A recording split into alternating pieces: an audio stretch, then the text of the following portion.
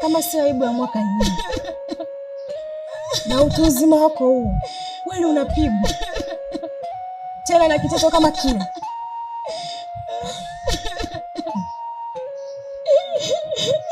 Nakwambiaje, sitaki kumwona tena humu ndani.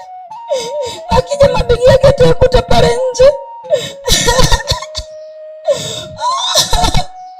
Asije akaniua bure.